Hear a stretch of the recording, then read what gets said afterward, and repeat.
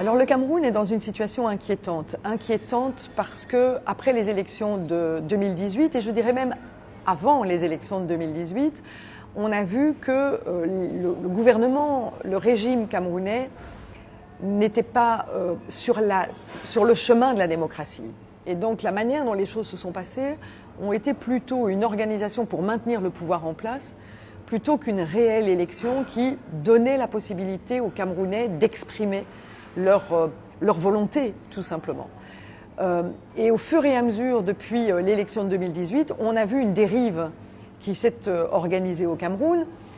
Alors, le gouvernement camerounais l'a justifié pour des raisons de sécurité, et c'est vrai que c'est une région qui, avec Boko Haram, voit effectivement des situations d'insécurité qui s'installent.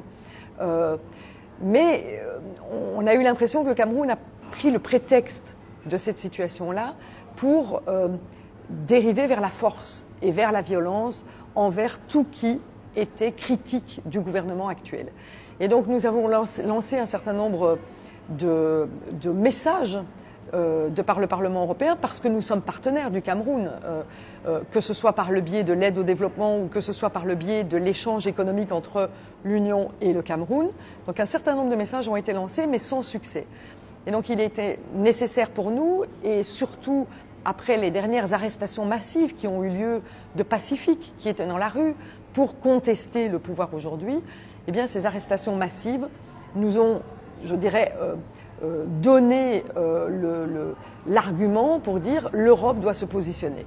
Et donc ce que nous avons fait une résolution d'urgence qui demande clairement au Cameroun de revenir à la raison, c'est-à-dire d'engager un dialogue ouvert avec les opposants, d'une part, mais aussi de garantir un espace démocratique pour la presse, pour la justice, qui permettent qu'il n'y ait pas d'impunité par rapport à des systèmes de violence, et que ce dialogue entre anglophones et francophones puisse aussi avoir lieu, parce que si vous ne répondez pas aux attentes d'une partie de la population, eh bien, le seul résultat, c'est que cette population se crispe. Et donc, si vous n'engagez pas le dialogue, vous ne pouvez générer que la crispation.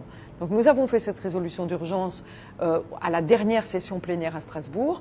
Et la réponse du Cameroun a été particulière, dans la mesure où, plutôt que d'engager le dialogue avec l'Europe en disant effectivement il y a des situations qui sont difficiles à gérer à l'intérieur du Cameroun, eh bien le Cameroun a plutôt attaqué la position européenne en justifiant toutes les actions qui sont aujourd'hui menées au Cameroun et qui, à mon sens, au sens du Parlement européen, parce que tous les groupes politiques ont pris cette position, donc ce n'est pas un groupe politique ou un autre, tous les groupes politiques démocratiques ont pris la même position, c'est-à-dire demander au Cameroun qu'ils engagent un dialogue avec les différentes parties prenantes de la société civile camerounaise. Le seul groupe politique qui n'a pas suivi la ligne, ce sont les xénophobes, les racistes du Parlement européen, qui ont donné raison au gouvernement camerounais, mais je pense que ce serait une erreur si le gouvernement camerounais prenait appui sur des arguments tels que ceux-là, parce que ce ne sont pas leurs amis. Vous savez, ces xénophobes et ces racistes, quand ils sont ici au Parlement européen, ce sont les premiers à ne pas respecter le continent africain et les Africains en particulier. Mais ce sont les seuls qui n'ont pas adhéré à cette résolution.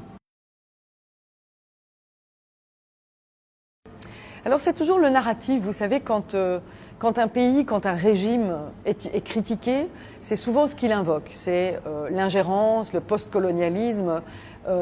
Ce n'est pas l'objectif de cette résolution. L'objectif de cette résolution, c'est que les droits de l'homme ne sont pas à géométrie variable.